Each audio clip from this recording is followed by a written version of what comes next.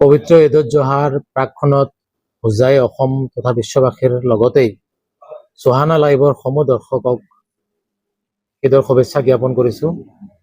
এই পবিত্ৰ ঈদে সকলোৰে মাজত ভাতৃত্ববোধৰ এনাজৰী অধিক দৃঢ় কৰক।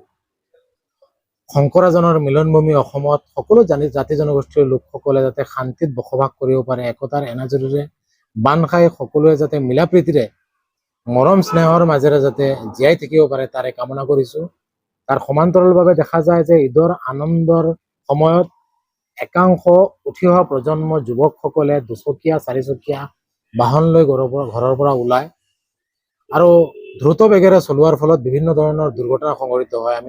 আমি আহ্বান জনাইছোঁ সেই যুৱকসকলক যে আনন্দ উপভোগ কৰক, কিন্তু আনন্দ উপভোগ কৰিবলৈ গৈ দ্ৰুত গতিৰে বাইকসমূহ চলাচল কৰাই যাতে নিজৰ জীৱনটো ধ্বংস নকৰে বা নিজৰ লগতে দুৰ্ঘটনা সংঘটিত কৰি আন কোনোবাৰো যাতে জীৱন ধ্বংস নকৰে তাৰ প্ৰতি লক্ষ্য ৰাখিবলৈ আহ্বান জনাইছোঁ।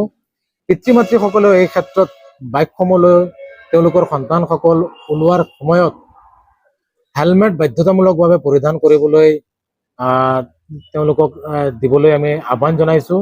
এই ক্ষেত্ৰত যথেষ্ট সক্ৰিয়ভাৱে পিতৃ মাতৃসকল সচেতন থাকিবলৈ আমি আহ্বান জনাইছোঁ।